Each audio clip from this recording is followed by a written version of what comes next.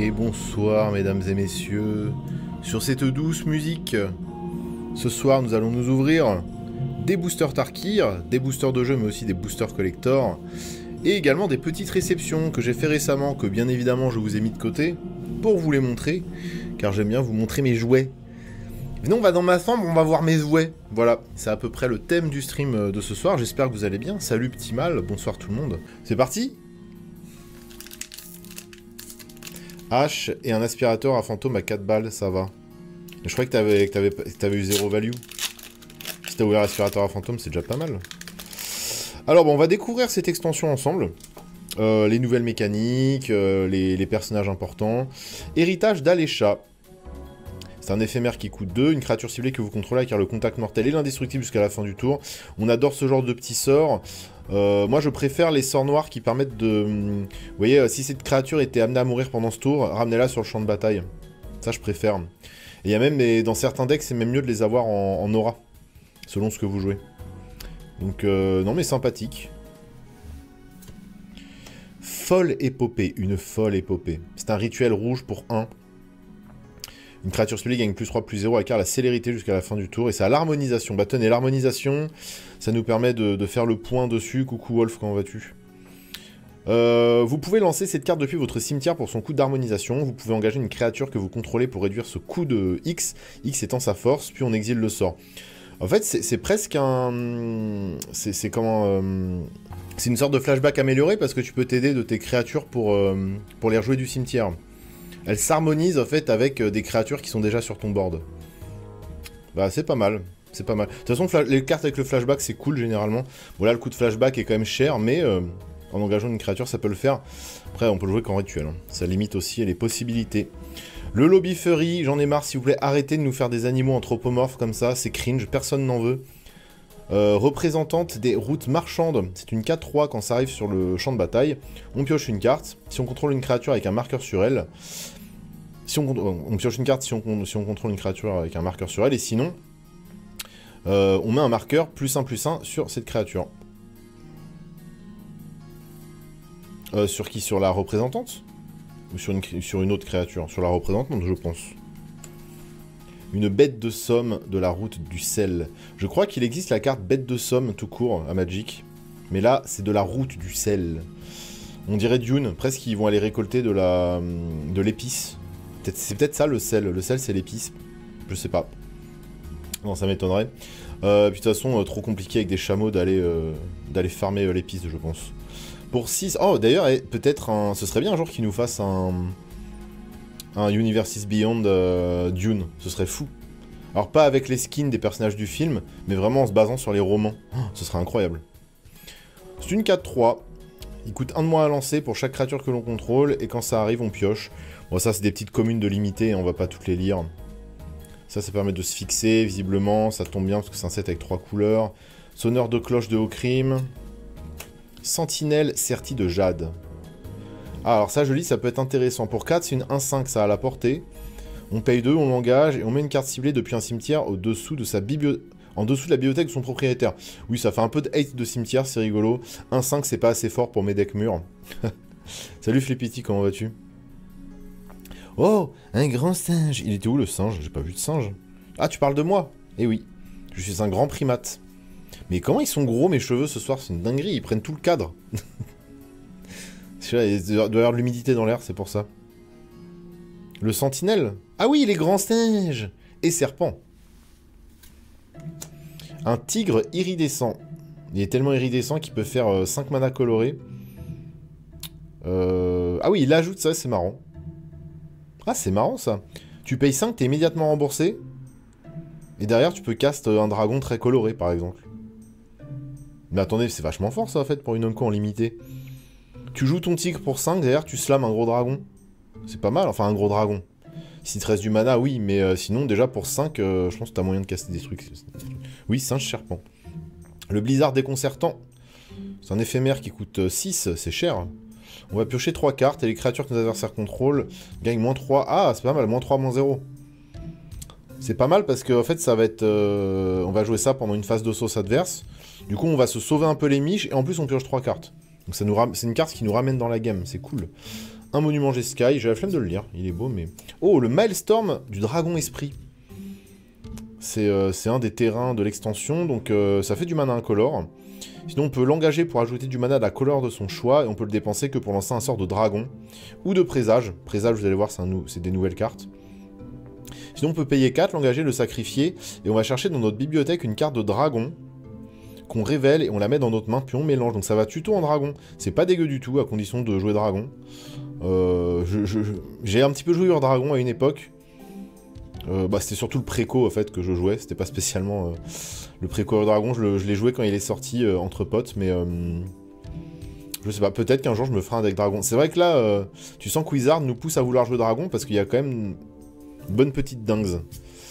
Et une autre rare derrière, donc c'est un booster à 2 rares. Renaissance des ancêtres, ça coûte blanc plus noir plus vert plus 1. C'est une saga. Donc premier effet, on va créer 3 jetons 1-1. Deuxième effet, on va répartir 3 marqueurs plus 1 entre 1, 2 ou 3 créatures ciblées, ok. Techniquement, ça va nous faire 2-1-1, en gros. 3-1-1, pardon. Donc ça nous fait 6 de force sur le board pour 4. Et les créatures que l'on contrôle acquièrent le piétinement et le lien de vie jusqu'à la fin du tour. C'est sympathique. Je sais pas trop où ça rentre, mais... En tout cas, en limité, si vous jouez ces couleurs, c'est sympa. Et une frappe rebelle en foil et un terrain qui fait gagner 1 point de vie. C'est vrai que le set est très coloré, mais les illustrations aussi, elles sont très saturées, les illustrations. Tu comptes rentrer des dragons de cette extension dans ta collection? Oui, je vais me commander quelques cartes à l'unité, surtout dans les... Il y a beaucoup de traitements, et de frames, et de types de foil qui sont vraiment jolis, donc je pense que... Ouais, ça risque de se faire. Après, la DA globale de l'extension, je suis pas amoureux du truc. Je trouve que les dragons, ils font pas assez... Je sais pas. Après, souvent, c'est des dragons esprits. Donc, je comprends qu'ils aient pas fait des gros dragons celtiques hyper badass, hyper... D'ailleurs, en plus, c'est plus d'inspiration asiatique, Tarkir. Mais je préfère, moi, les dragons européens que les dragons asiatiques. Je trouve qu'ils ont plus de gueule. Éclair jumeau. Voyageuse Enoch. Brise aube opportun. Donc là, c'est un dragon, pour le coup. Il est plutôt stylé, lui. Du coup, il est plus de style européen. Pour 5, c'est une 3-4. Il a le vol, la vigilance. Au début du combat, pendant notre tour, une autre créature que l'on contrôle gagne plus 1, plus 0 jusqu'à la fin du tour. Donc ça, c'est sympathique en limité. Et ça a le présage. Alors le présage, c'est un peu comme les aventures. C'est-à-dire qu'on va pouvoir jouer en premier lieu le sort du côté gauche. Et une fois qu'on l'a fait, on mélange la carte dans notre bibliothèque. Voilà, donc c'est un peu moins bien que l'aventure. Alors il y a peut-être des combos à faire, ou il y a peut-être il existe peut-être des situations où le présage est mieux que l'aventure. Là, il n'y en a pas qui me viennent. Et le présage pour 2, on va créer une 2-2 blanche soldat. Voilà, donc très flavor avec la carte, rien à dire. L'illustration est belle quand même. Hein. La gestion de la lumière est très cool sur ce dessin. Et ben un autre dragon. Et cette fois, c'est le dragon de l'île de Dirgur. Je le trouve un peu moins stylé, mais il est cool. Donc toujours avec une capacité de présage hein, sur la gauche. Fervente Abzan. Donc le clan Abzan, blanc, noir, vert. Folle épopée qu'on a déjà vu. Intimidateur des sommets. Donc ça, si tu pars en randonnée et que tu tombes sur lui, en fait, ce qu'il faut faire, c'est s'enterrer la tête dans le sable. Mais à ce moment-là, il vous fera rien. C'est la strat que m'avait donné un guide gobelin, d'ailleurs. Monument Sultai. On va quand même lire les monuments, ce qu'ils font. Donc ça coûte 2, c'est un artefact. Quand ça arrive sur le champ de bataille, on va chercher dans notre bibliothèque une carte de marais, de forêt ou d'île de base. Donc déjà, ça sert à se fixer, évidemment. On la révèle, on la met dans notre main. Ensuite, on va pouvoir payer 5, plus tard dans la partie, l'engager, le sacrifier, et créer 2 jetons, 2-2 noirs zombies et druides. Donc les zombies druides, bah, c'est très Sultai. Hein. Forcément, noir et vert. On peut activer ça qu'en rituel, ok. Bah c'est sympathique ça, en vrai. Ça permet de se fixer, d'aller chercher un land, donc ça fait piocher techniquement. Et ça fait piocher ce dont tu as besoin, en plus. Et puis un peu plus tard en late game, ça fait un peu de board. Hein. Non, très sympathique monument. Je pense que tous les monuments sont à peu près de ce power level. Elle est très saturée cette extension, Johan.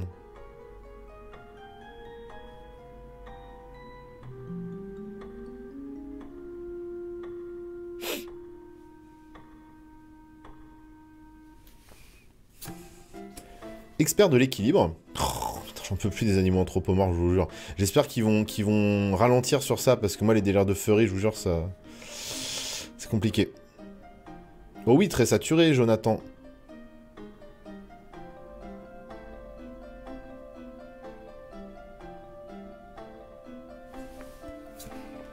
Et la rare, voix de la victoire. Regardez, ils font le rock. Ils font le rock pour aller se bastonner. Elle est marrante l'illustration. C'est vrai qu'il n'y a pas beaucoup de musique dans Magic.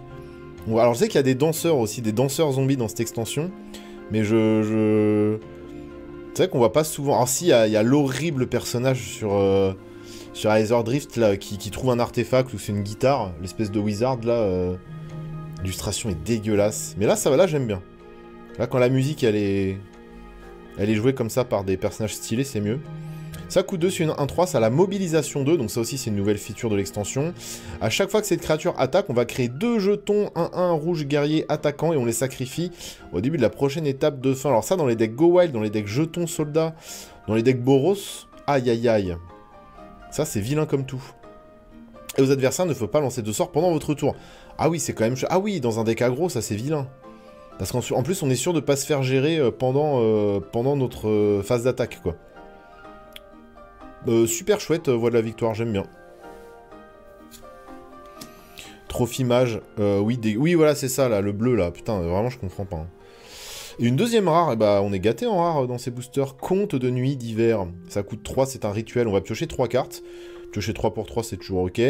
Défaussez-vous ensuite de 2 cartes, à moins que vous vous défaussiez d'une carte de créature. Ok, bah ça permet aussi de remplir le cimetière, hein, donc pourquoi pas. Je pense qu'il y a plus fort dans le genre. Et on a un coup d'harmonisation, donc un coup de flashback, désolé. Mais en amélioré, qui est de 5. Et donc on va pouvoir jouer cette carte depuis le cimetière, en engageant une créature également pour payer XX étant sa force. Évidemment, on exile le sort, sinon on pourrait faire ça à l'infini, ce serait débile. Une petite foil, charge synchronisée, un peu Osef, et un sable verdoyant, foil. Et bah 2 rares de foil dans le booster. Et le zombie druide dont je vous parlais, enfin, qui était mentionné sur la carte. Sympathique. Et on enchaîne. Un jour, je vais me décider à aller voir quelques vidéos d'initiation à Magic, histoire de pouvoir un peu profiter de ces lives, et pas juste me dire « Oh, elle est jolie cette carte !» Bah oui, parce que c'est... En fait, Magic, en plus, c'est pas compliqué. Hein. Magic, c'est le genre de jeu, on dit « Easy to learn, hard to master », c'est-à-dire que tu peux apprendre Magic en un quart d'heure, 20 minutes. Par contre, c'est très dur d'être fort à Magic. Mais les règles de base sont pas compliquées, vraiment. Léopard du sous-bois. Sympa. Bouclier solaire Arachine. Serpent de crête-glace. Oh, qu'il est beau. Quand cette créature arrive, on renvoyer une créature ciblée qu'un adversaire contrôle dans la main de son propriétaire. Donc ça bounce. Ok, c'est un petit bounce pour le limiter. Proie du dragon. J'aimerais pas être à sa place. Ça fait quoi ça? C'est un éphémère pour 3, dont un noir. Ce sort coûte 2 de plus à lancer s'il cible un dragon. Ah oui, évidemment. On détruit une créature ciblée. Simple. Efficace. Fervent Jeskai. Do fauve témurien. Là, on retrouve... moi, ce que j'aime bien, c'est les tenues et c'est la façon dont ils ornementent leur monture. C'est toujours très coloré, très... ça, j'aime bien. Et alors ça, c'est un cycle, ça vient d'un cycle, parce qu'effectivement, on a ce cycle où on peut payer, c'est du mana hybride. C'est du mana hybride, sauf que là, au lieu d'avoir du mana coloré des deux côtés, bah, c'est soit on paye 2 génériques, enfin 2 incolores pour le coup, enfin ou 2 génériques, soit si on a les 3 couleurs, bah, ça coûte moins cher. Donc on va dire qu'on paye que 3, donc en témur, évidemment, c'est une 4-3, et quand ça arrive, on pioche une carte, puis on défausse une carte. Donc pour 3, c'est pas mal. Si on est bien fixé, c'est cool. Par contre, ça peut coûter plus cher, ça peut coûter jusqu'à 6 mana. Voilà. Donc, gardien de l'accotement. Ralliement du monastère. Chanteur d'orage vénéré. Chasse du dragon glacial. C'est vrai que les illus, bon, elles font très génériques, quoi. Il n'y a pas des... Je trouve ça dommage que les dragons soient pas, entre guillemets, plus mis en avant. En même temps, ils sont durs à drop. Les vrais gros dragons qui sont beaux, ils sont un peu durs à drop. C'est un rituel qui coûte Izet. On pioche une carte, puis on peut défausser d'une carte. Donc c'est beaucoup de loot. Hein.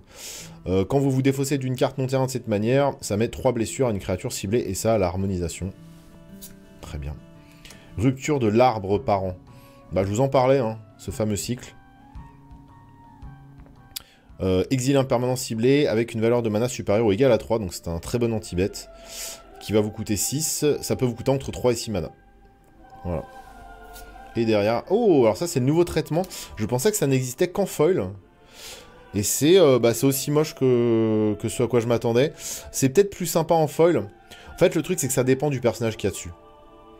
Autant je pense qu'il y en a qui doivent être sympas, Autant là, bah c'est juste moche, quoi. On dirait vraiment on dirait un misprint, quoi. On dirait qu'il y a de l'encre qui a coulé sur la carte. Défaite inévitable. Ça coûte Mardu plus 1. C'est un éphémère. Le sort ne peut pas être contrecarré. On exile un permanent non terrain ciblé et son contrôleur perd 3 points de vie. Vous gagnez 3 points de vie. Et c'est pas mal du tout, ouais. Et tu peux exiler un permanent. Hein. Ça peut pas être contré, donc c'est pas dégueu.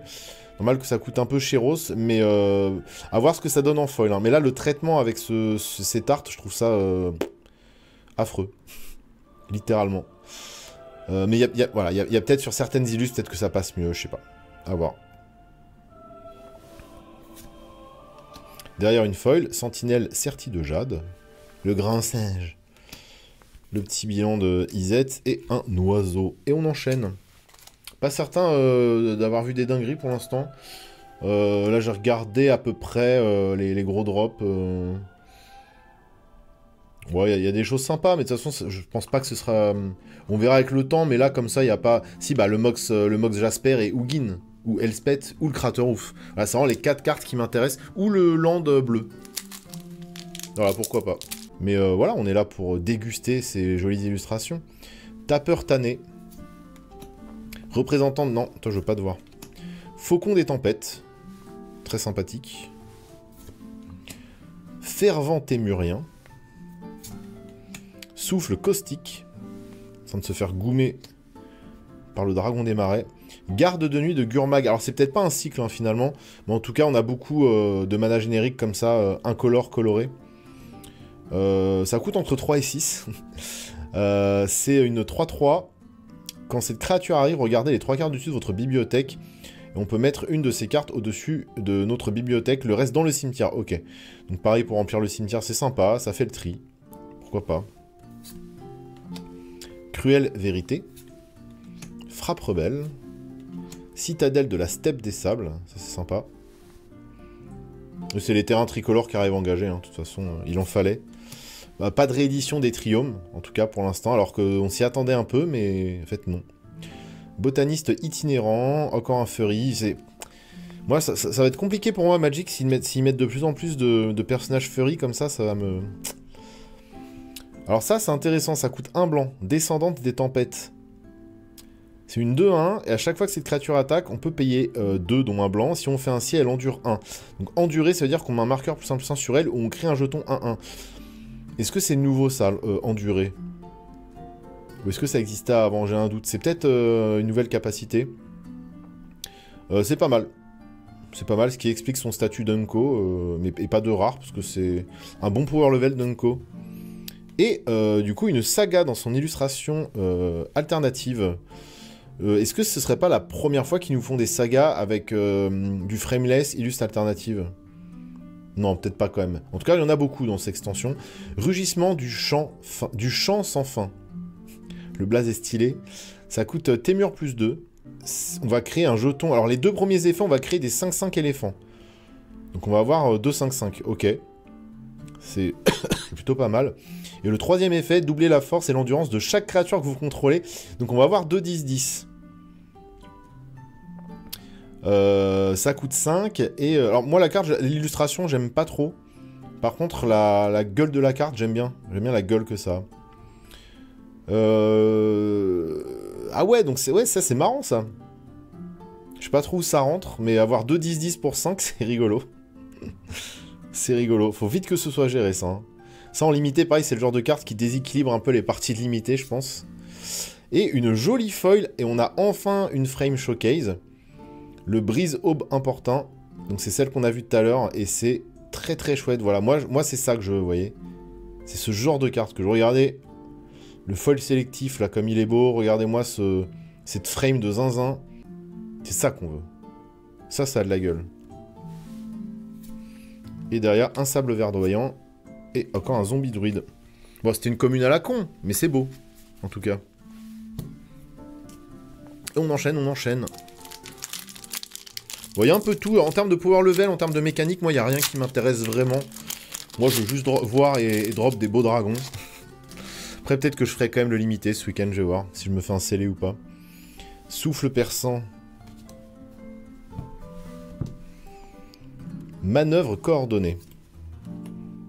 Évaluatrice Sibzig. Sibzig. C'est un lieu dans Magic, Sibzig. Nourricier de l'arbre parent. Duelliste dévoué. Gardien de Necrotique. Restauration de l'héritage. Vainqueur en titre. Encore ces fameuses cartes avec le mana hybride. Ça coûte mardu, ou ça coûte 6 en incolore, ou ça coûte entre 3 et 6, quoi. C'est une 3-3 avec la mobilisation 1.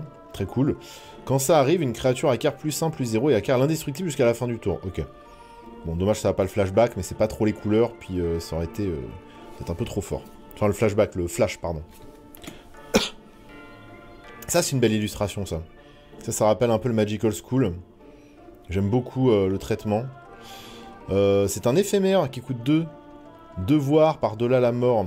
En tant que coût supplémentaire pour lancer ce sort, on peut sacrifier une créature. Les créatures que vous contrôlez incarnent l'indestructible jusqu'à la fin du tour.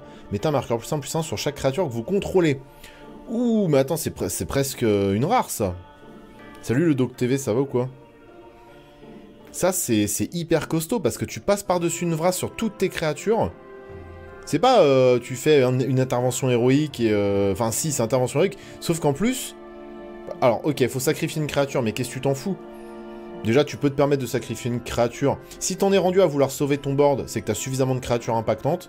Donc en vrai, sacrifier une créature pour sauver toutes les autres, c'est pas grave du tout.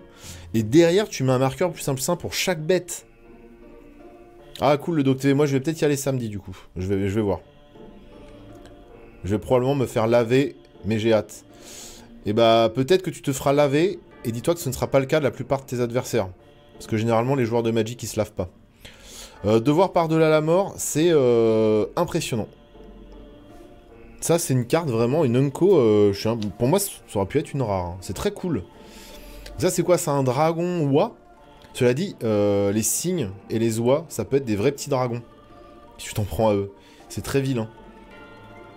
Couver de la tempête Jumgueule, ça coûte 6, dont un blanc. C'est une 5-4. Ça, le vol. Quand ça arrive, on gagne 5 points de vie. C'est aussi très bon Unco. Pour du limité, ça pique. Et son côté présage, eh ben, ça met 5 blessures à une créature sans le vol. Ça se pique assez haut, je pense. Sage du crochet. Ok, il est gaulerie, lui. C'est une 2-2 pour 3, dont un vert. Quand ça arrive, on met un marqueur +1/+1 sur une créature ciblée, ok. Renouveau, c'est nouveau aussi, ça, renouveau. Il y a combien de nouvelles capacités, là? Ça coûte 4, dont un vert. On exile cette carte depuis notre cimetière. On met un marqueur +1/+1 sur une créature ciblée, puis on double le nombre de marqueurs +1/+1 sur cette créature. On peut le faire qu'en rituel. C'est intéressant, ça. Si on joue marqueur, ça peut vite... ça peut vite faire très mal. 3 petites Unco plutôt chouettes. Mais ouais, devoir par-delà la mort, ça envoie quand même. Hein. Derrière la rare, une autre saga. Sympa. Donc ça coûte bleu plus rouge plus blanc. On regarde les 3 cartes du dessus de la bibliothèque. On met l'une d'elles dans notre main et le reste en dessous dans l'ordre de notre choix. Donc déjà on va piocher 2. Parce que les 2 premiers effets c'est ça. Et à chaque fois qu'on lance un sort non créature ce tour-ci, une créature ciblée acquiert le contrôle... que l'on contrôle acquiert la double initiative jusqu'à la fin du tour.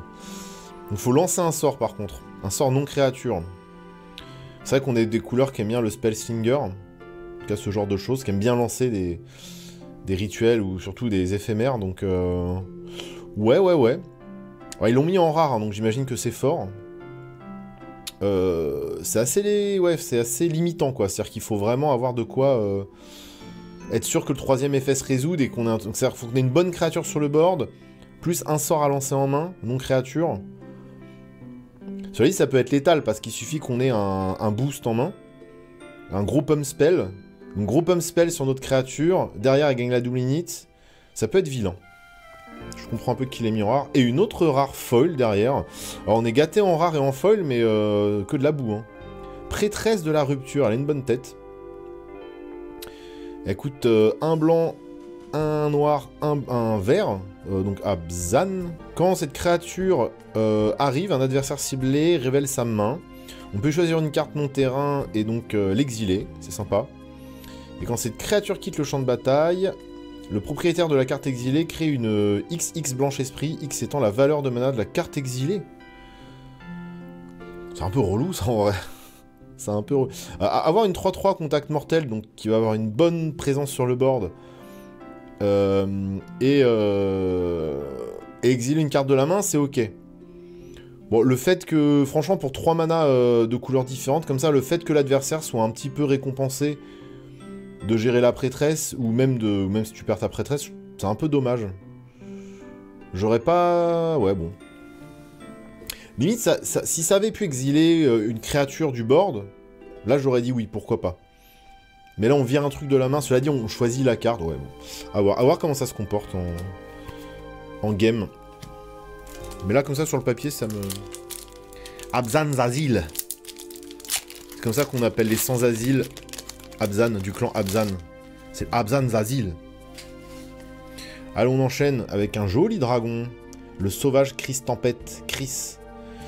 Il coûte 5, dont 1 rouge. Il est 3-3. Il a le vol et la célérité. On peut le booster avec du mana rouge. Ça, il y a beaucoup de dragons qui font ça. Ce qui crache du feu. Et sa partie présage, pour 2, dont 1 rouge. On défausse une carte, et si on fait ainsi, on pioche 2 cartes. Bah, c'est sympa. Si ça aurait pu exiler un truc à soi, ça aurait pu être très fort pour recycler une carte chère. Par exemple, ouais. Non, mais en fait, il y avait plein... Si ça exilait un truc qui est sur le board, ça aurait des applications un peu plus sympas. Parce que le fait derrière, si tu lui vires... En plus, du coup, tu vas pas avoir envie de lui virer une grosse carte avec un gros SM. Parce que derrière, il va être remboursé, quoi. Donc, je sais pas, c'est bizarre. Coucou Mom, bah ça, non, bah ça ouvre une spéciale. Après, j'attends pas grand chose. Il y a 5 cartes que j'aimerais ouvrir. Bon, sur plus de 300, c'est compliqué. Mais là, on est juste en mode découverte de l'extension. On lit les nouvelles capacités. On n'est pas... Il n'y a pas une grosse attente, là, je t'avoue. Si on peut ouvrir un Hogin ou un Mox, je saute de joie. Le marteleur de Sangu. Mais ça, c'est moi, ça. Ça, c'est moi quand j'ai pas eu mon petit-déj à l'heure. Pour 4, dont un vert, c'est une 4-4, ça a la portée. Ça se voit. Il grimpe aux arbres pour choper les dragons. Lui, ça se voit, il s'en prend au gros dragon. Il est un peu teubé. Il sait qu'il fait pas le poids. Un coup de lance-flamme, il crame avec sa fourrure. Mais il monte quand même en haut des arbres pour essayer de grabber des dragons. Des fois, il s'accroche à leurs pattes, comme ça. Et il a un renouveau qui va coûter 4, qui va coûter 5, dont un vert, pardon. On exile cette carte depuis le cimetière, on met 2 marqueurs +1/+1 et un marqueur porté sur une créature ciblée. On active qu'en rituel, évidemment. Il y a beaucoup de possibilités de récursion hein, dans cette extension. Ça joue beaucoup avec le cimetière. Entre le renouveau et l'harmonisation, ça joue pas mal avec le cimetière. Oui, mais c'est ça aussi, Magic, tu peux kiffer juste les illustrations. Après, comme Nanou, n'hésitez pas à aller voir quelques initiations, ça dure 15-20 minutes. Magic, comme je disais, c'est easy to learn, hard to master. C'est-à-dire que très facilement, on apprend les règles de base. Après, pour tout connaître et bien jouer, ça c'est autre chose. La portée sur ce set, ça va être un mot-clé magique. Ah ouais, tu m'étonnes. Vu que tous les gros machins, ils volent là-dessus. Le porteur de gloire. Murmure sans fin, ça c'est joli. Pour 1, on pioche une carte en rituel et ça à l'harmonisation. Ça fera pas long feu, je pense, dans quelque format que ce soit, par en limité. Hématovore d'estuaire. C'est de grosses scarabées mouches, là, infect. Léopard de secours, qu'est-ce qu'il est mignon. Il coûte 3, c'est une 4-2, et à chaque fois que cette créature devient engagée, on peut défausser une carte et piocher. Ouh, ça en limité, ça va faire le taf. Ça en limité, ça va filtrer les terrains, les machins, en late game plutôt, hein. Si vraiment on a des trucs qui nous collent à la main, c'est pas dégueu. Son problème, c'est 2 d'endurance. Ça, c'est problématique. Sonneur de cloche de Okrim. J'aime pas sa tête. Avant-garde exhortée. Déferlement écrasant. Procession aurorale. Ok, sympathique. Et la rare... Ah, on a eu 4... Ok. On a le monument Mardouin. On va voir ce qu'il fait, lui. Donc lui, il va évidemment nous chercher soit un marais, soit une plaine, soit une montagne. Et son petit effet derrière, c'est qu'on va pouvoir le sacrifier donc pour 5. Et créer 3 jetons, cette fois, un rouge guerrier. Donc c'est pas 2 zombies. Ils acquièrent la menace et la célérité. Et on les exile pas à la fin du tour. Ils sont vachement bien, ces monuments. Je les trouve assez cool. L'illustration du porteur de gloire complète celle de la rare blanche que tu as drop. Ah, merci. Et ça, c'est intéressant pour mes Art of Magic. Ça, n'hésitez pas si vous avez des petits easter eggs comme ça, moi j'aime bien pour mes Art of Magic, c'est cool, merci pour l'info. Hein. La rare blanche... Ah, mais oui. Oh, mais bien vu. Oh. Quel boss, merci. Bah oui. Complètement. C'est génial. Alors, dans quel sens? Dans ce sens-là, probablement. Mais c'est sûr et certain que c'est la même équipe. Hein. Trop bien. Trop bien. C'est pour motiver les troupes, quoi. Ah, ça tue. Trop bien. Bah ça va aller dans un The Art of Magic, crois-moi. J'ai vu ça sur internet, j'ai aucun mérite. Ah bah si, tu diffuses l'information, c'est cool. Moi, je t'avoue, j'avais pas vu, hein. Pourtant, je fais des recherches sur les illustres. Bah après, là, c'est le nouveau set, je t'avoue que j'ai pas encore digué, mais... je la note, celle-là. Je viens d'arriver, est-ce que l'ouverture se passe mieux que la dernière à Etherdrift? Ça va être difficile de faire pire, parce qu'on a eu littéralement zéro value. Bon, là, pour l'instant, j'ai pas vérifié, je t'avoue, de ce que je vois, c'est vrai qu'on n'a pas ouvert de grosses cartes. Si, le porteur de gloire, hein, qui vaut quand même 9 balles pour l'instant, donc c'est déjà plus que toute l'ouverture à Etherdrift, tu vois. Après, là, c'est les prix avant sortie, hein. Donc tout coûte cher, en vrai. C'est pour ça qu'on peut pas vraiment savoir. Évidemment que si j'ouvre Elspeth ou Huggins, ça vaut un bras. Mox, ça dépend, mais Mox, peut-être qu'il va beaucoup baisser, peut-être qu'à un moment donné, il va être joué quelque part. Parce que c'est le genre de carte qu'à un moment donné peut spike, tu sais pas pourquoi. Le Craterhoof, valeur sûre également. D'ailleurs, putain, moi, quand je l'ai acheté, mon Craterhoof, ça valait 30 balles. Hein. Ça n'en vaut plus que 12, visiblement. En tout cas, dans cette version. Non, mais faut voir. En fait, là, vu que l'extension n'est pas sortie, c'est dur de savoir, en vrai. Donc là, on a la rare, je pense. Vengeresse des morts. Vengeresse de ses morts. C'est donc c'est un humain guerrier qui va coûter 3, dont 1 noir. Il est 2-4 contact mortel, ça c'est vilain. 2-4 contact mortel, le mec qui drop ça en face en limité, j'ai bien les glandes. Et ça a la mobilisation X, et X est égal au nombre de créatures qu'on a dans le cimetière. C'est fort. Ça c'est fort. Ça peut... c'est la carte Lopez, elle est de type Lopez. Ils ont mis humain guerrier, mais normalement c'est créature Lopez. Hein. Mais bon. Vous savez, Magic... Derrière, Fervent Jeskai, en foil, et derrière, un marais. C'est marrant, je me souviens pas qu'on ait vu une petite série. Il nous reste plein de boosters, de toute façon. Hein. Il y a de quoi encore drop des jolies choses. Encore plein de belles cartes à voir. On n'a pas vu énormément de gros dragons. J'aimerais voir les gros dragons. Moi, je m'appelle Maxwell Dragon à la base, hein, je vous rappelle. Hein. Dragon est mon nom de famille. Détention de la plaine Saint-Denis. Détention de la plaine des tempêtes. Concentrer son esprit. Juste coup. Tout ce qui coûte pas cher, j'aime bien lire. Ça coûte 1 noir en rituel. En tant que coût supplémentaire, on va sacrifier une créature. On peut exiler une créature ou Planeswalker, oui. C'est pour ça que ça coûte que 1 noir. Forme de la frange ardente. Champion de Dusan. Dragonnet des roches. Oh, il est mimi. Il est tout mignon, regardez-le, lui. Il coûte 5, il est 3-3, il a le vol, la vigilance. Et à chaque fois qu'une créature attaque, on surveille 1. Bah ça, c'est pas dégueu. Foulée d'envergure. L'artwork est original, j'aime bien. Feu des dragons canalisés. Ça coûte 1 rouge, c'est un rituel. Quand ça arrive, ça met 2 n'importe où et ça harmonise. Ok. Petit anti-bête plutôt cool. Un petit choc en rituel. Ça fait pas de mal. Déni spectral. Héritière vaillante. Ça coûte Golgari plus 1. C'est une 3-2, ça a la menace. A chaque fois qu'au moins un marqueur est mis sur une créature que l'on contrôle, si c'est la première fois, et ben on met un autre marqueur plus simple sur cette créature. Ça double les marqueurs, ça a la menace. À la limite, c'est pas pour ça que ça nous intéresse, mais oui. Ça peut rentrer dans certains pools intéressants. Oh, le gros dragon. Lui, il est beau. Lui, je l'aime bien. Il a des belles couleurs, il est bien propre. Il est bien Jeskai, bien bleu, blanc, rouge comme j'aime. Il est bien bleu, blanc, rouge. Lui, au moins, c'est un vrai patriote, pas comme vous, là. Bande de gauchos, là. Bande de woke. Gardien de reliquaire Jeskai. Là, il est magnifique, hein. Donc, il va coûter Jeskai plus 2. Il est 3-3 vol célérité, ça, on aime bien. À chaque fois que ça va mettre des blessures de combat à un joueur, on gagne 1 point de vie, on pioche une carte. Ah oui. Oui, il est costaud. Il est costaud. Bon, après, il est 3-3. Je pense qu'il est facile à bloquer. On l'a vu, il y a plein de sales bêtes qu'on l'a porté, là. C'est une Unco plutôt balèze, hein, parce que si à chaque fois qu'il touche, on gagne 1, on pioche 1, c'est... je l'aime bien. Non, il est propre. Puis l'élu, c'est sympa. Derrière une rare, Sage des cieux, ça coûte 3, c'est un humain et moine, il est 2-3. Et quand on lance ce sort, si on a lancé un autre sort ce tour-ci, on copie ce sort. Vol lien de vie. C'est marrant,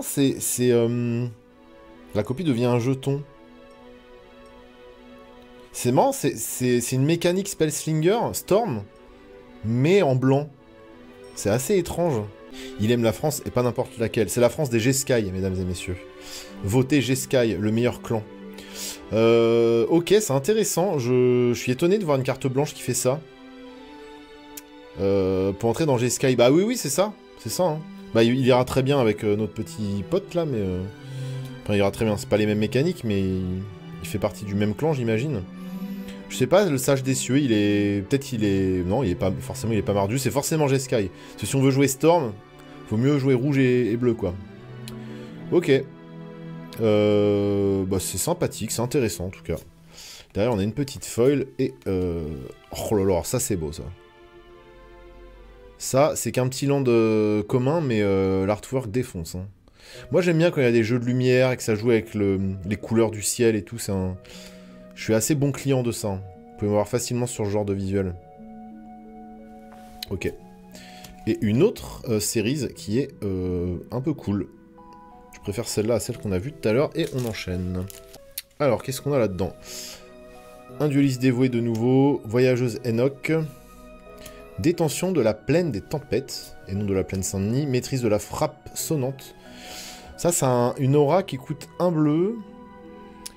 Quand cette aura arrive, on engage la créature enchantée. La créature enchantée ne se dégage pas pendant l'étape de dégagement de son contrôleur. Et il faut qu'il paye 5 pour la dégager. Ouh, c'est vilain, ça. Oh, bah, c'est anti-bête sur une bête adverse, quoi. Direct. Oui, c'est chiant.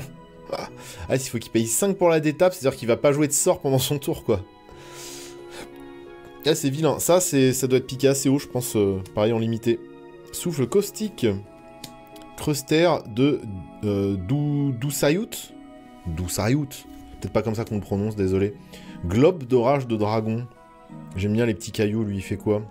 Il coûte 3. Chaque dragon que l'on contrôle arrive avec un marqueur +1/+1 sur lui. Ok, bon, déjà, c'est énervé. Et on peut l'engager pour faire mana de la couleur de son choix. Bah, ça, c'est un bon petit caillou, ça. Ça, c'est un bon caillou, ça. Ça, c'est bon caillou, ça. Moi, c'est mon caillou. C'est pas ton caillou, Anna. C'est pas ton caillou, Mom. C'est mon caillou. Orage des dragons jaillissants. L'illustration est trop cool. C'est un village en bas. Hein. C'est un enchantement qui coûte 5. Putain, l'illustration est vraiment cool. Hein. En foil, ça doit être sympa. Quand ça arrive, donc c'est en rouge, quand cet enchantement arrive, exilez les cartes du dessus de votre bibliothèque jusqu'à ce que vous exilez une carte non-terrain. On peut lancer sans payer son coût de mana si la valeur de si la value mana de ce sort est inférieure ou égale à 8. Allez, donc pour 5, si on a de la chance, on joue un sort qui coûte 8.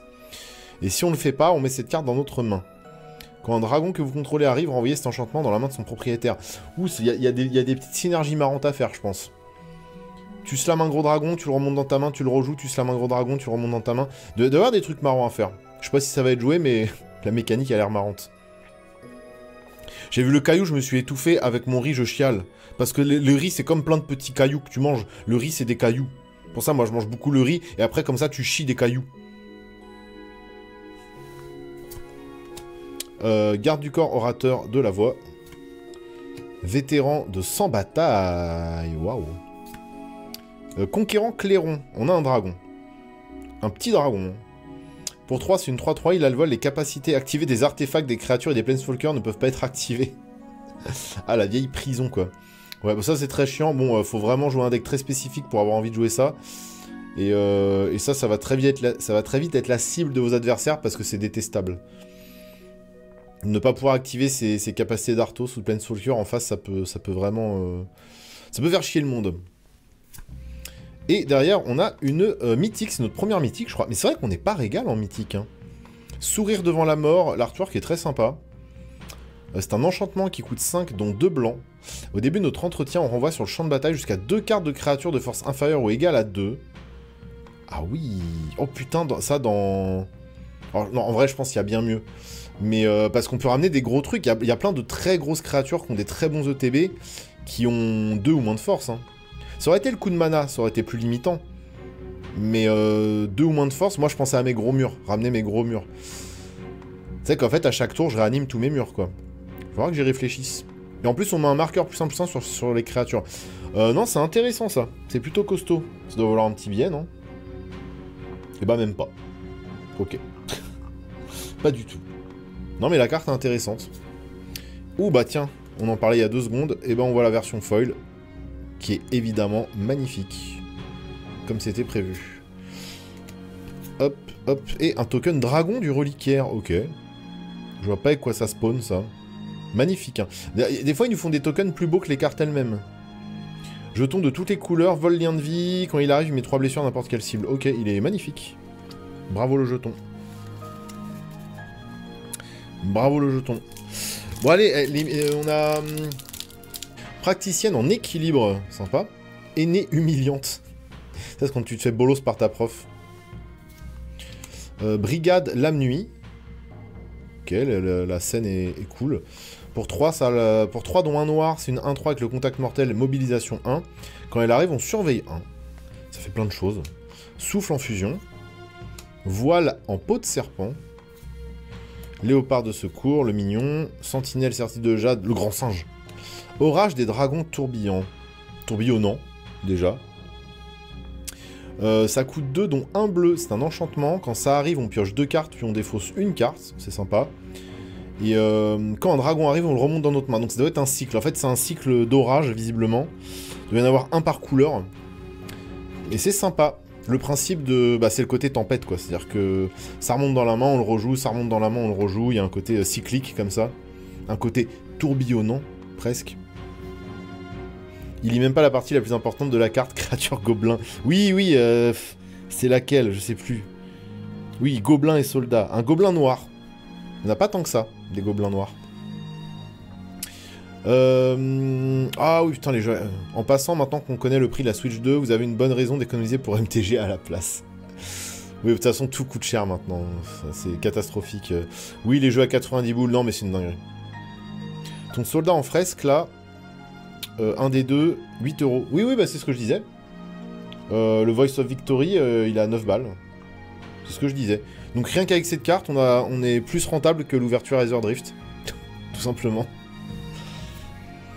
Balayage de Noria.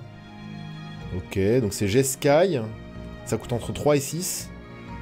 On engage une créature ciblée, on met 3 marqueurs étourdissement sur elle. Oui, bon, on va pas l'avoir pendant un moment. On exile les 2 cartes du dessus de notre bibliothèque. On choisit l'une d'elles et jusqu'à la fin du tour, on peut jouer cette carte. Donc c'est Impulse Draw. Impulse Draw plus gérer une bête en face. Oui, oui, pourquoi pas. Assistant de l'alchimiste. Pas évident tous les jours. C'est un singe de type babouin. Non, il est juste singe. Il coûte 2, c'est une d'un, il a le lien de vie et le renouveau 2. Et le renouveau 2. Donc c'est-à-dire qu'on... Et son renouveau, c'est mettre un marqueur lien de vie sur une créature ciblée. Ok. Bon, il est mimes. C'est Rafiki. Une carte showcase. J'aimerais en voir un peu plus, je vous le cache pas. Bah, c'est le dragon né des roches, c'est celui qu'on a vu tout à l'heure. Le dragon de pierre. Le dragon caillou. C'est le dragon caillou. Et inspecteur de Dolin. Ok. Toujours pas une rare incroyable, visiblement.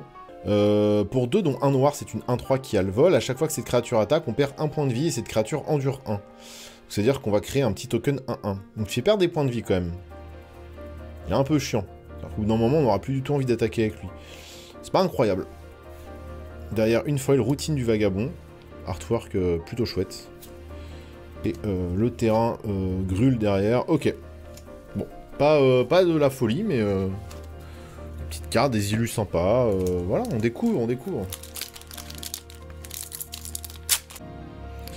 Le fervent Jeskai, souffle perçant. Étendue sauvage en évolution, on la voit enfin. L'étendue sauvage en évolution du 7. Avec une espèce de dragon qui traverse, ou genre la dépouille d'un dragon peut-être qui a servi à faire un pont, je ne sais pas. Garde parent de la forteresse. Toi, t'es un furry, je veux pas te parler. Cerf fonte-neige. Crocodile paré. Il est rigolo, lui.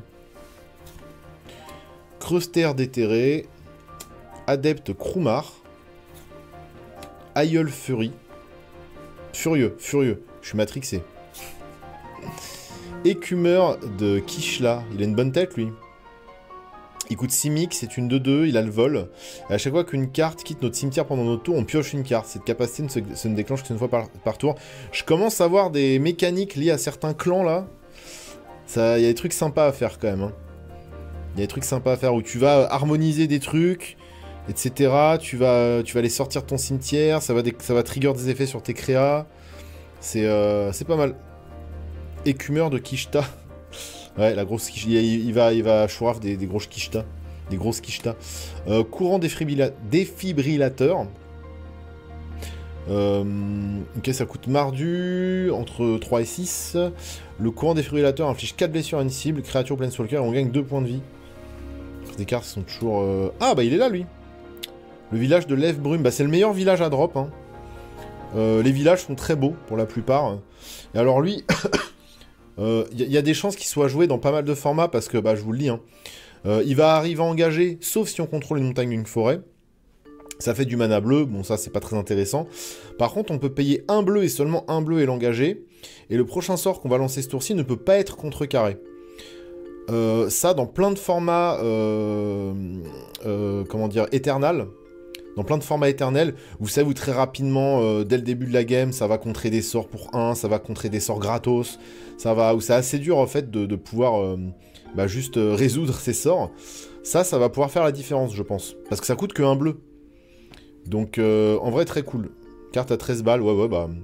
Je savais qu'elle était chère, parce que c'est le village où il y a le plus de spéculation dessus, et effectivement, quand on lit la carte, on se dit, ah, il y a peut-être des choses à faire, et en vrai, ça peut rentrer dans un deck simic à la con. Si en face, t'as peur de te faire contrer tes sorts, bah... tu rajoutes un petit mana, ça va. Je veux dire, drop des grosses bêtes en simic, bon, ça coûte pas cher. On peut rajouter un mana bleu pour... Enfin, en fait, techniquement, ça coûte 2 mana, parce qu'en fait, tu vas engager le village en lui-même, plus payer un bleu. Donc en fait, ça va te prendre 2 terrains pour faire l'effet. Donc je sais pas. En tout cas, je suis content de le drop. C'est une jolie carte. Et derrière, une petite foil. La marchande réputée, j'adore. Elle est Abzan. Il y a beaucoup de sorts tricolores qui coûtent entre 3 et 6, là. Avec les doubles mana. Elle est de 2. Quand elle arrive ou meurt, on met un marqueur +1/+1 sur une autre créature que l'on contrôle. Bon, bah ça a le power level d'une petite commune à la con, mais l'illustration est vraiment cool. Et un terrain foil Osef et la petite série.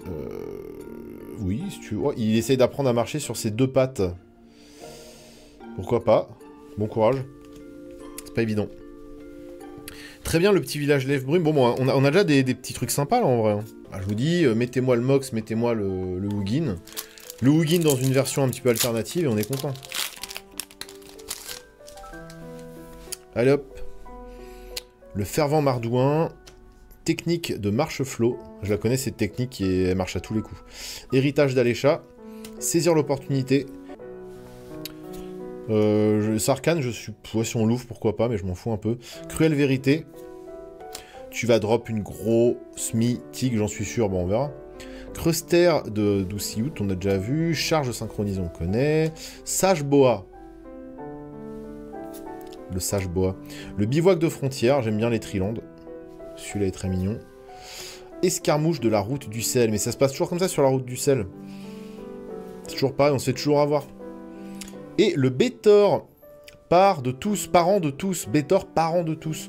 Moi, je voulais pas Bétor. Moi, je voulais Teval. Après, Bétor, c'est celui qui vaut le plus cher. Il vaut 6 balles. Bon, pourquoi pas.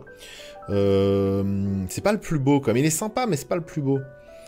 Il coûte un blanc, un noir, un vert, +2. Il est 5-7 vol. Ouh là là, ça pique. Au début de votre étape de fin, si les créatures que vous contrôlez ont une endurance totale supérieure ou égale à 10, ce qui peut être assez facile à faire, on pioche une carte. Puis si les créatures que vous contrôlez ont une endurance totale supérieure ou égale à 20, on dégage à chaque créature que l'on contrôle. Même chose pour 40, à chaque fois ça double, même chose pour 40, chaque adversaire par la moitié de ses points de vie arrondi à l'unité supérieure. Avec tous les trucs qui doublent. Vous savez, il y a des cartes qui permettent assez facilement de doubler les dégâts faits par nos créatures. Sachant que... Ah, mais non, mais c'est pas lui qui met les dégâts, je crois. C'est chaque adversaire par la moitié de ses points de vie arrondis à l'unité supérieure. Mais du coup, c'est pas une de nos sources. Je suis pas certain que ce soit Bétor, vous voyez, qui fasse perdre les points de vie. Parce que c'est-à-dire qu'on peut one-shot des adversaires avec ça. Il doit y avoir une strat pour one-shot des adversaires, parce que... Je pense qu'il y a moyen. Mais en tout cas, c'est le dragon de clan le plus recherché, donc esprit dragon. C'est pour ça qu'ils ont ce côté un peu immatériel. Souvent, ils sont moitié dans le sens que leurs ailes ou leurs écailles, c'est des lumières ou des... Ils sont pas vraiment... c'est des esprits dragons, quoi, tout simplement, comme c'est marqué dessus. Très sympathique.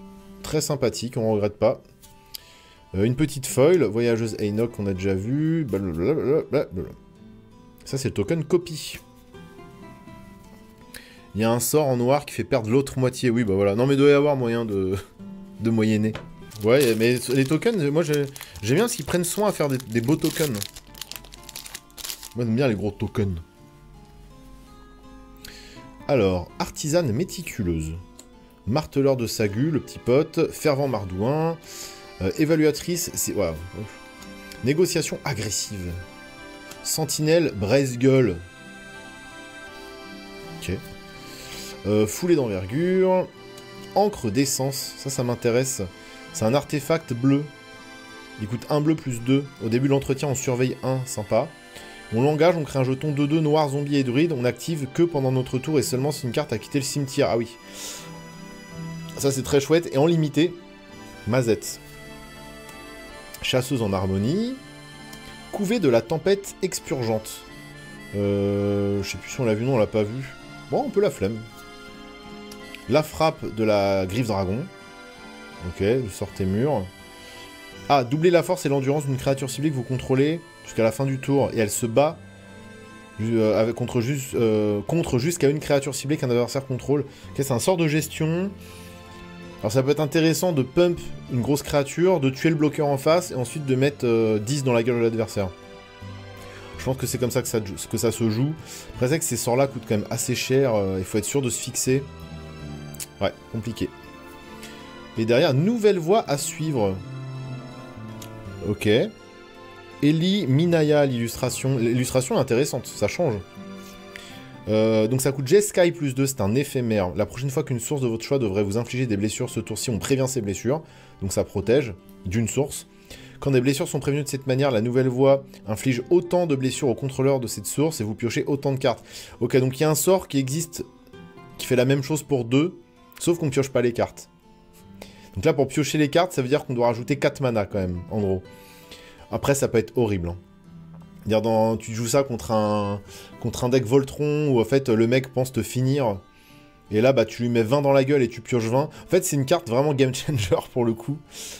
Si tu la sors dans la bonne fenêtre au bon moment, c'est très vilain pour l'adversaire. C'est rigolo, c'est rigolo. Le fervent de Sultai en foil, Osef et une copie Hopcore. Ok. Marrant cette carte là. Combien de voir. Il nous reste 4 boosters normaux et 2 boosters collector. Et après, j'ai plein de choses à vous montrer. Restez bien devant ce stream, mesdames et messieurs. Fervent Abzan. Blâme de Narset. Et la musique qui passe derrière. Magnifique. De toute façon, FF10, la DA d'FF10, les musiques d'FF10, c'est banger. Blâme de Narset. Champion de Dusan. Bouclier solaire Arachine. Et non Arachide. Pas de bouclier Arachide. Concentrer son esprit. Messager du monastère, il est beau lui. Je crois que les plus beaux c'est les Jeskai quand même. Et je dis pas ça parce qu'ils sont bleu, blanc, rouge. Hein. Me faites pas dire ce que j'ai pas dit. Il coûte entre 3 et 6 Hokor, comme tous les sorts de cette extension. Il est 2-3 vol vigilance. Quand il arrive, on met jusqu'à une carte non créature et non terrain ciblé depuis notre cimetière au-dessus de la bibliothèque. Ah, j'aime un peu moins ce genre de sort en vrai. Surtout que c'est non créature, non terrain, donc ouais. On doit le lancer dans une fenêtre quand même très spécifique. Je suis pas... Mais il est beau. Il est beau. La musique, elle colle bien à l'extension, je trouve. Le bébé dragon des roches, la prêtresse de bataille, l'Oxodon. Ah bah ils sont là, eux. Ils sont là, eux. Le palais opulent, il est stylé, lui. Il est très très stylé. Gémissement de guerre. C'est pas... Il fait ça, il fait... C'est exactement le bruit qu'il fait. Il fait ça, il fait...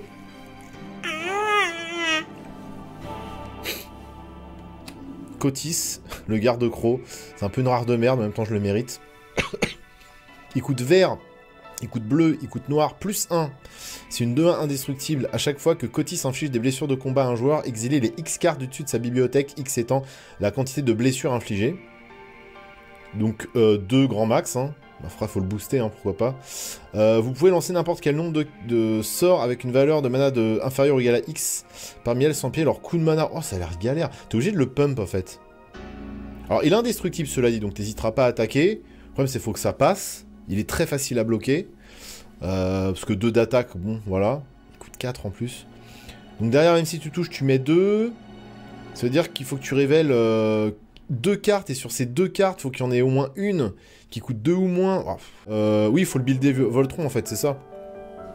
Faut le builder, faut le pump à mort, faut lui foutre des équipements, faut vraiment... Faut être sûr qu'il puisse toucher, quoi. Faut vraiment être sûr qu'il puisse taper fort. Pump, double strike, évasion, oui, bien sûr, bien sûr. Non, mais c'est ça, en fait. C'est ça. C'est dans cette direction qu'il faut le build, évidemment. Les danseurs, lueur de lotus, donc encore une rare. Oh, c'est chiant qu'elle soit pas foil. J'aimerais bien voir ce que ça donne en foil, parce qu'en pas foil, c'est dégueulasse. Après, je les aime beaucoup, les danseurs. Le fait qu'on ait des danseurs zombies, là, je trouve qu'ils ont un outfit plutôt stylé. Ils coûtent 1 bleu, 1 vert, 1 noir, plus 2, ils sont 3-6 liens de vie. Les stats sont très corrects. Quand ça arrive, on cherche dans notre bibliothèque une carte noire, une carte verte, une carte bleue, et on met ces cartes dans notre cimetière et on mélange. C'est très cool. C'est exactement ce que veut faire cette tricolorité, et j'aime bien. La carte a un design assez cool, je trouve. Assez élégant. C'est assez propre. Et j'aime bien aussi l'illustration pas alternative. Mais moi, ces cartes-là, je veux pas les voir, je veux les voir en foil. Parce que là, ça rend rien, je trouve. C'est pas foufou. Est-ce qu'on a autre chose derrière? Oh, une autre. Ouh. Ah oui. Voix de la victoire qu'on a déjà vu, mais c'est une carte que j'aime bien. Je vous l'ai dit, j'aime bien le sujet de la carte, l'illustration de la carte. J'aime bien qu'il y ait de la musique dans Magic. Et c'est une très très bonne carte, et on l'ouvre en foil. Bah ça, on aime bien, hein. Et puis avec le symbole... Alors c'est le symbole de quelle équipe, ça? Les ailes comme ça, c'est... C'est pas Jeskai? C'est qui a un symbole d'aile déployée comme ça? C'est quel clan? Bon, en tout cas, ça, c'est un très très joli drop. Une falaise des eaux vives en foil derrière. L'illustration est très chouette. Et le token esprit derrière. Ah, il est mardu. C'est mardu. Ok, c'est mardu avec les ailes. Très bien. Bah ça va, on a fait des petits drops plutôt ok pour l'instant. Et il nous reste 3 boosters normaux, 2 boosters collector. Évidemment, ce sera dans les boosters collector que tout se jouera. On commence à connaître la formule.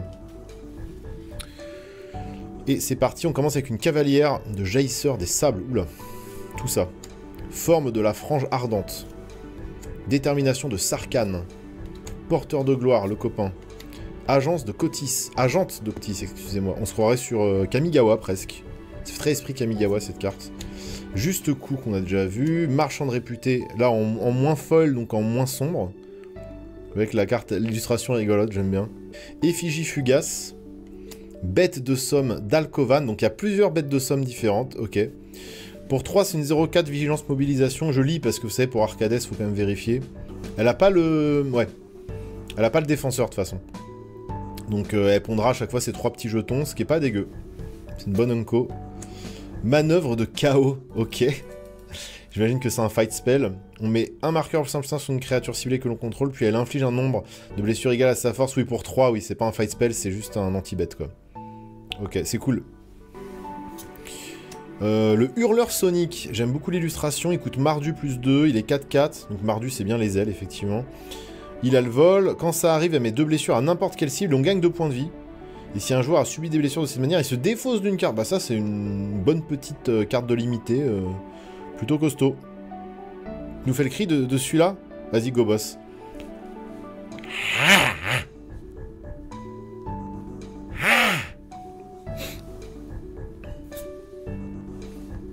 C'est pour me récompenser. C'est pour me récompenser de faire des super cris. Le Craterhoof Behemoth, let's go. Un des plus gros kills dans les decks créatures et dans les decks jetons verts, évidemment la réédition dessinée par Magali Villeneuve, incroyable. On va quand même expliquer ce qu'il fait si certains ne savent pas ce qu'il fait. Il coûte 8, dont 3 verts, certes, mais quand il arrive, il est 5-5, il a la célérité, ce qui est très rare pour le vert. Il va donner +6/+6 et le piétinement à tout notre board, X étant le nombre de créatures que l'on contrôle. Imaginez bien que dans tous les decks tokens, c'est létal. Généralement, de mon côté, quand je résous un Craterhoof, je gagne la partie. Et Arcadium, qui régale, quoi. La dernière fois qu'on a joué, je t'ai dit, j'aime pas trop les illus de Magali Villeneuve, et après, j'ai vu le mammouth incroyable. Ah ouais, et en plus, je crois qu'elle a dessiné aussi la version alternative, qui est encore plus folle. Il y a une version alternative, je crois qu'il y a 2 versions alternatives, et les 2 sont splendides. Bon, bah, c'était une des meilleures mythiques qu'on pouvait drop. Voilà, on est content, ça on met de côté, évidemment. Orage des dragons corrosifs, donc là on a l'orage noir, qui est magnifique encore une fois. Les orages, c'est vraiment les plus belles cartes de l'extension. Ça coûte 2, dont un noir. Quand ça arrive, chaque adversaire perd 2 points de vie, on gagne 2 points de vie, on surveille 2. Et évidemment, il peut remonter dans la main si on joue un dragon, et on peut faire ça de manière très récurrente. Et le petit land est un esprit. Bon, bah on fait une belle ouverture, là, ça nous change de cette ouverture à Aetherdrift pourrave de la dernière fois. Ça change. On a ouvert de belles choses. Allez, avant-dernier booster normal. Oh, le sauvageon de Sagu. Il est cool, lui. C'est une 3-3 vol pour 5. C'est un dragon vert, c'est rare les dragons verts. Quand cette créature arrive, on gagne 3 points de vie, tout simplement. Et du côté présage, eh ben, on va chercher une carte de terrain de base, la révéler, la mettre dans notre main, dans notre bibliothèque, en quête de perche. C'est très très bonne carte de limiter. Ça fait du bien en late game, ça fait du bien en début de game, ça c'est très bon ça. Le souffle osseux. Ça doit être un anti-bête en blanc, classique. C'est un éphémère qui coûte 2. En tant que coût supplémentaire pour lancer ce sort, on doit contempler un dragon. Ah, contempler, on n'en a pas parlé. Contempler, ça veut dire que soit on révèle un dragon de notre main, soit ça veut dire qu'on contrôle un dragon. Voilà, donc pour contempler un dragon, il faut déjà l'avoir sur le board ou le montrer aux gens. Regardez mon beau dragon. Regardez ce qui va vous fumer la gueule. C'est à peu près ça. Ensuite, ça met 5 blessures à une créature attaquante ou bloqueuse. Et si on a contemplé, on gagne 2 points de vie. Le petit bon anti-bête en blanc pour 2, le classique. On peut cibler que des créatures attaquantes ou bloqueuses, mais ça fait le taf. Ça fera bien dans le classeur. Agente de Cotis, cavalière de jaillisseur des sables qu'on a déjà vu, artisane méticuleuse. C'est vrai qu'elle a l'air extrêmement méticuleuse. Le messager du monastère qui est très très beau. Alors bizarrement, vous savez, je rage toujours un peu quand ils mettent trop d'illustrations furry, mais pourtant, eux, je les aime bien. Je sais pas pourquoi.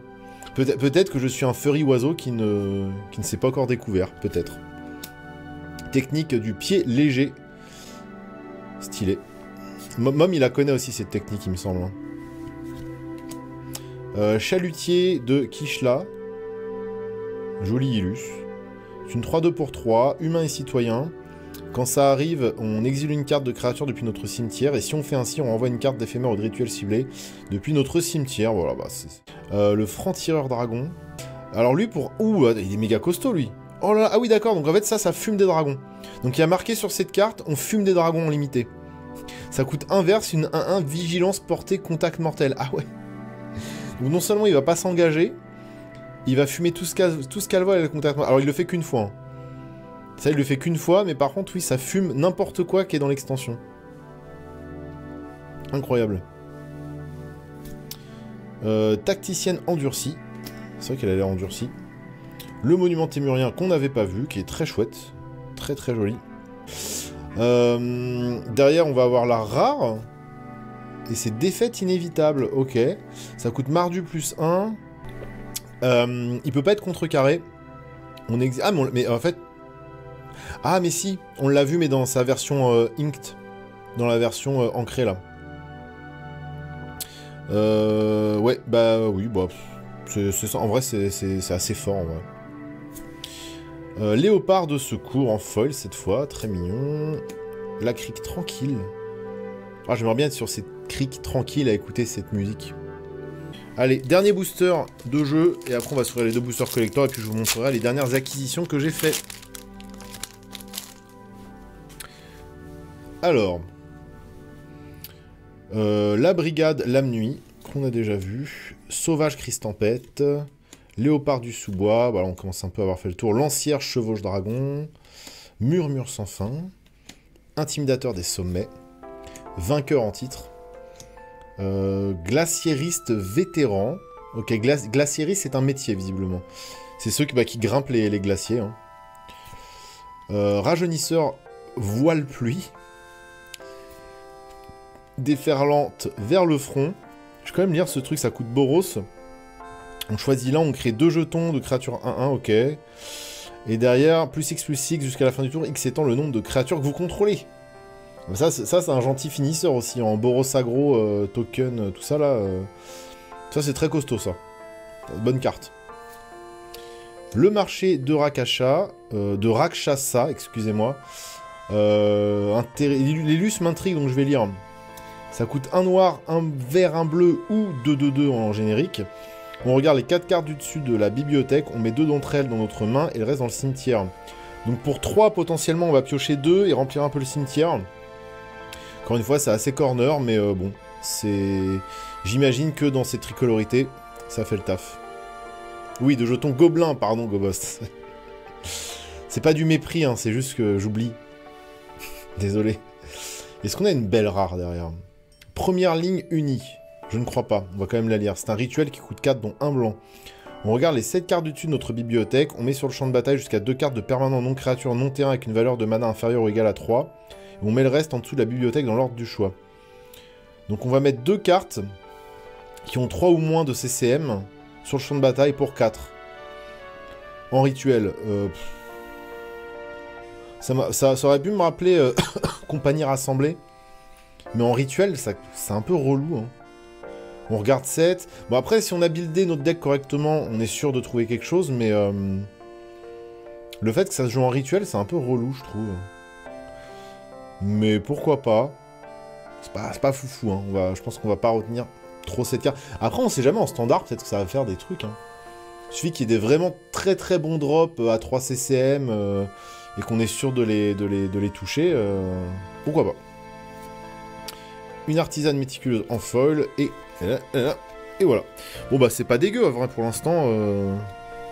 C'est plutôt ok. Le Craterouf, on est très content. La voie de la victoire en foil et en pas foil. Ça c'est chouette. Le petit Bétor qui est quand même un des meilleurs dragons de clan, voire le meilleur. Le conquérant du clairon, enfin le conquérant clairon qui apparemment est recherché. Le village bleu, enfin de l'Ève Brume, incroyable, ça c'est trop cool. Et le sourire devant la mort qui est une mythique Osef, mais je suis curieux de tester cette carte. Et c'est parti. J'espère qu'on va voir. Ah oui, alors c'est vrai que maintenant c'est inversé. Ah, attendez, comment faut faire? Je sais plus dans quel ordre faut faire. Alors, on va peut-être se planter. Mais vous voyez le token en dernier. Et là, en plus, on a le token du reliquaire en foil. C'est plutôt beau. Puis on va voir sur le côté, il y a il y a de la full art. Comment on fait? Alors, attendez. On va faire tout dans... On va faire, voilà, à l'inverse de ce qu'on... De ce que nous propose le... Et oui, si je touche un fetch, c'est incroyable. Ils sont magnifiques, les nouveaux fetch. Si je peux les avoir foil, en plus... Parce qu'ils sont en spécial guest. Allez, gardien de l'accotement. Voilà, c'est bon, on est dans l'ordre. Agente de Cotis. Champion de Dusan. Messager du monastère en foil, on prend. Ah, par contre, c'est pas du... Ouais, c'est vite fait sélectif, hein. Ça doit pas venir de la même usine. Blizzard déconcertant. Déconcertant. Vétéran de 100 batailles. Botaniste itinérant. Oh, bah voilà, bah ça en foil on prend, vous voyez. On n'a pas ouvert beaucoup de showcase, mais les showcases sont magnifiques, hein. Couvé de la tempête Tornel. Incroyable. Ça coûte 5, dont un bleu, il est 4-3, il a le flash, le vol. On peut lancer des sorts de rituel et des sorts de dragon comme s'ils avaient le flash. Bah putain, c'est pas dégueu, hein. Et de l'autre côté, ça coûte 1 vert, 1 2, donc c'est un présage, et on met 3 marqueurs plus 1 sur une créature ciblée que l'on contrôle en rituel. Forcément, c'est un peu moins fort, mais c'est une bonne unco. Mais on n'en veut plus. Je suis un peu déçu de pas en voir plus. Ouais, faut un peu Kaldheim, je suis d'accord. Bah, les dragons, après, non. Mais c'est vraiment... le Simic, c'est du noir qui s'assume pas. Je le verrais pas comme ça. C'est peut-être moins masochiste que du noir. Non, bah c'est... Ouais, ça on prend.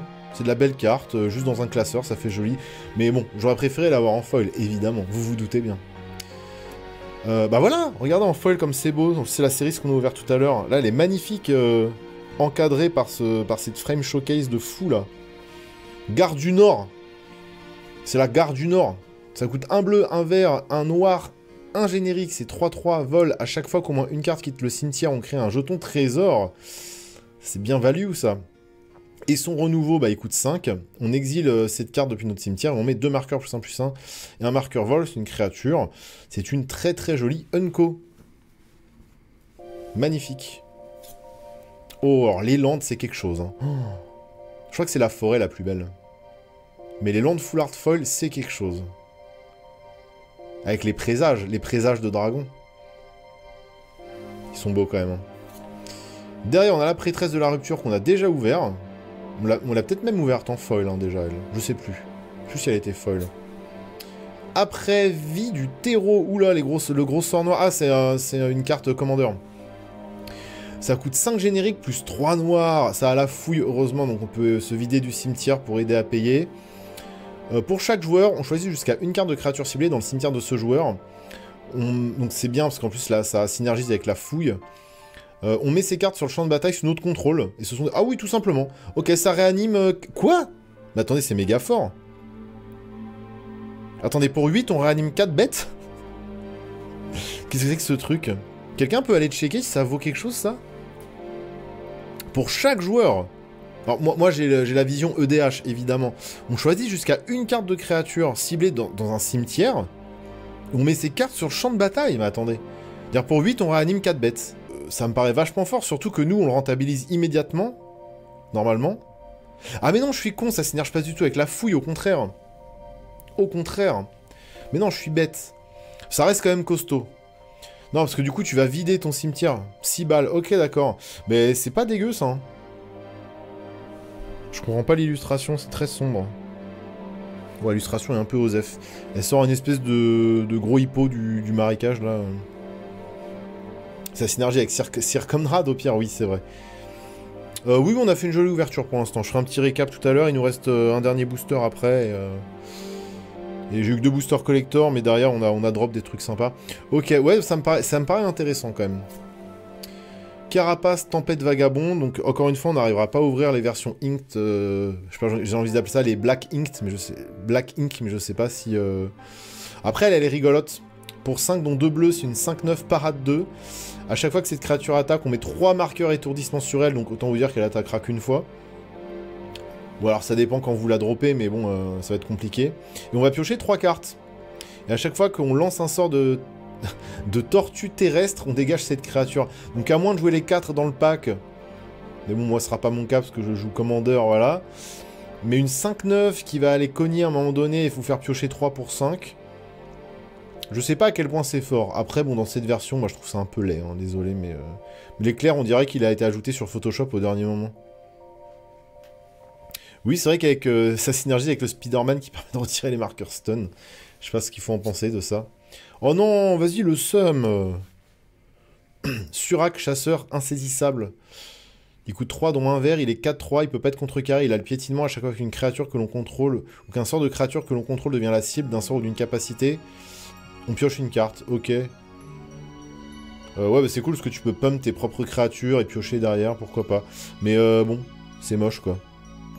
Je suis désolé. Je suis vraiment curieux de voir ce que ça donne en foil. Hein. D'ailleurs, on peut voir que derrière, ça forme le signe de clan. L'encre noire, là.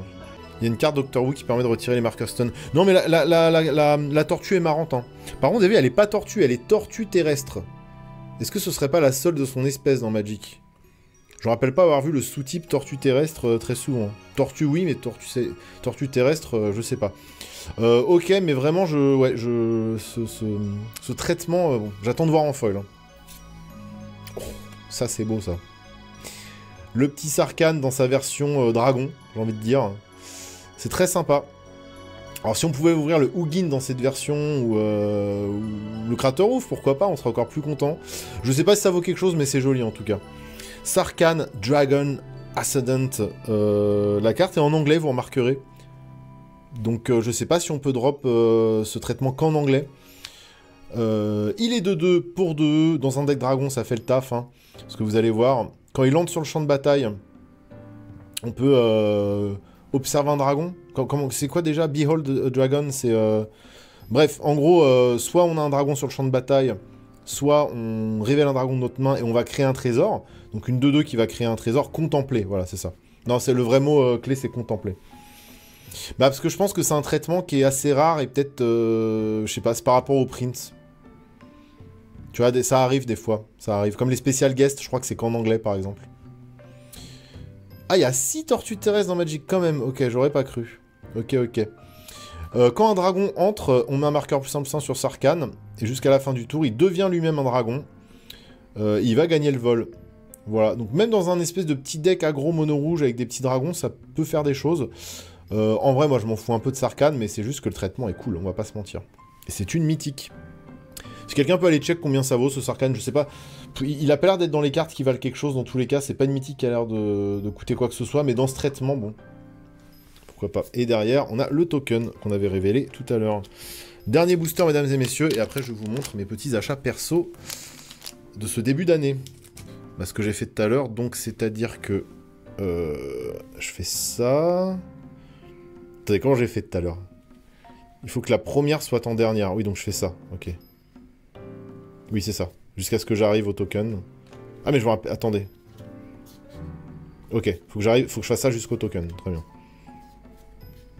Et après, je fais de l'autre côté. Oui, c'est ça. Hein. Mais non, c'est pas ça. Mais non, c'est pas ça qu'il faut... Merde, j'ai fait quoi tout à l'heure? Je suis teuteux, c'est pas possible. Si ça, faut que ce soit en premier, je fais... Mais non, mais... Faut refaire un tas à côté. Ouais, bah écoutez, on va faire ça. Donc faut que ça, ce soit en premier. Voilà. Je sais pas ce que... Trop bizarre. Tout à l'heure, je l'ai fait d'un coup, du premier coup. Là, on voit bien les cartes qui ont un traitement différent. Même le bac, il est pas pareil. Oh.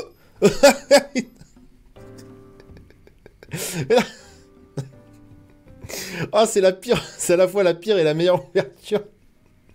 Bon, bah, on le drop, le Ugin des tempêtes dans sa version bébé. Dans sa version bébé, hein, mais c'est un traitement qui est spécifique. Alors ça, je vous dis, ça va finir en short sur YouTube. Hein. Là, il n'y a pas le choix, je suis désolé. Bon, bah, on a... Oui, parce qu'en fait, il est recto-verso. Ah, mais non, mais c'est ça, c'est qu'il est recto-verso. Eh oui, incroyable. Oh là là. Ah bah, je crois que c'est le plus gros drop de l'extension, là, les gens. Ça, par contre, je le protège immédiatement, je prends pas de risque. Avec la carte à 50 balles, là. Bon, bah, mesdames et messieurs, on a drop le vomi. Le vomi. Je sais que vous venez pour ça. Bah, Mom, il se trouve qu'elle est extrêmement, extrêmement forte. On va la lire ensemble. Bon, déjà, elle est vraiment très forte. Et surtout, c'est la carte la plus rare de l'extension. Et d'autant plus dans ce traitement recto-verso. Ugin bébé, Ugin adulte. Il y a un secret lair d'ailleurs que j'ai pas réussi à choper là-dessus parce qu'il est parti en quelques secondes. J'ai pas vu ce qui s'est passé. C'est la carte la plus dure à drop de l'extension dans ce traitement-là. Il y a peut-être la version dragon avec la frame dragon qui est peut-être un chouïa plus dur à avoir, mais on pouvait pas rêver mieux. Bon bah là c'est l'ouverture jackpot les gens. Je vais quand même checker combien ça vaut, mais ça c'est ça je suis pas sûr de. Alors ouais, je pense que l'autre version dessinée par Joshua Raphael est peut-être un peu plus. Mais là on est sur une carte à 80 balles les gens. Donc ouais, c'est quand même du costaud. Et on n'a pas regardé la suite du booster. Hein. Ugin, l'œil des tempêtes. Incroyable. Il coûte 7, générique. Il arrive avec 7 de loyauté. Quand on lance ce sort, on exile un permanent ciblé qui a au moins une couleur. Donc ça fait quand même beaucoup de cibles potentielles. Et à chaque fois qu'on lance un sort incolore, on exile jusqu'à un permanent ciblé qui a au moins une couleur. Donc pareil, ça risque d'être assez récurrent. Surtout si on joue des petits cailloux, des artefacts et toutes ces choses-là. Le plus 2, et ben on gagne 3 points de vie et on pioche une carte, tout simplement. Le 0, on ajoute 3 mana incolores à notre pool. Et le moins 11, on cherche dans notre bibliothèque n'importe quel nombre de cartes non-terrain incolores. On exile, on mélange, et jusqu'à la fin du tour, on peut lancer ces sorts sans payer leur coût de mana. C'est d'une violence extrême, surtout qu'il y a moyen de ramper assez facilement en incolore. Enfin, même avec n'importe quel sort de rampe, on peut très rapidement slammer un gros Ugin et la partie se gagne assez rapidement une fois qu'il est là, je pense. Hein. En folle, ça vaut 130 balles, mesdames et messieurs. On vient de slam une carte à 130 balles. Voilà. Alors, quand je vous ai dit que c'était une belle, un beau drop, c'est un beau drop. Après, il va baisser, bien évidemment. Mais on ne pouvait pas dropper. Mais là, vraiment, c'est explosion... Enfin, c'est champagne, là. Ouverture champagne. Ouais, les prix sont déjà sur MKM, mais ça va baisser en vrai. Alors, on va quand même finir le booster, mais regardez, pour l'instant, bon, je pense qu'on peut difficilement faire mieux en ouverture. C'est une très très très belle ouverture, mesdames et messieurs. Vraiment, là, ça faisait longtemps. Je crois que ça faisait depuis Modern Horizon qu'on n'avait pas ouvert autant de dingueries. Et le booster n'est pas fini, c'est ça qui est fou. Le booster n'est pas fini. Évaluatrice. Souffle osseux. Ah oui, là la caméra, c'est quand même... Et là, oui, on voit plus. Ça qui est chiant. Artisane méticuleuse. Marchande réputée, deuxième fois qu'elle tombe en foil. Devoir par-delà la mort, ça je vous l'ai dit, je mets de côté, c'est intéressant, vraiment. Expert de l'équilibre, déferlante vers le front. Magnifique. Magnifique, magnifique. Le sauvageon de Sagu qu'on a déjà vu, mais là dans sa version showcase. Il est magnifique. Hein. Et donc on a vraiment... En fait, ce slot, c'est vraiment 2 dragons à chaque fois. Dont un foil et un pas foil. Donc le sauvage Crise Tempête, on l'a déjà vu. C'est un traitement que j'aime bien, ça, quand même. Hein. Allez, on enchaîne, on va finir ce booster. Le marais. Donc on n'aura pas eu les versions œil. C'est pas grave. Oula, on la voit pas. On la voit pas. Anafenza, lignée inflexible. Elle est 2-2 pour 3, elle a le flash et l'initiative, et à chaque fois qu'une autre créature non jeton que l'on contrôle meurt, elle endure 2. Donc on met 2 marqueurs +1/+1 sur elle, ou on crée un jeton 2-2. Bah c'est plutôt balèze, hein. Tout sans limité, t'es content. Et bah en plus, le fait de la jouer en flash, ça peut un peu surprendre... par contre, c'est une créature que l'on contrôle, c'est dommage. Mais oui, sur une phase de bloc ou quoi, on peut la jouer en flash, ou quand l'adversaire attaque et qu'on bloque, derrière on flash ça, et puis on va pouvoir endurer. Festival du Zénith, pour la carte EDH. C'est un rituel qui coûte 2 rouges plus X, et on exile X cartes du dessus de notre bibliothèque. On peut les jouer jusqu'à la fin de notre tour, donc c'est de l'impulse draw, et on a harmonisation X. Ouais, un peu la flemme. Redécouvrir la voie, ok, donc c'est une saga Jeskai, ça coûte Jeskai. On l'a déjà vu celle-là, mais pas dans cette version. Donc, oui, on l'a déjà vu, c'est pas si fort. Et la pérennité, donc une carte mythique. Enfin, heureusement que le Hugin rattrape tout, hein, parce que ce booster, c'était pas trop ça.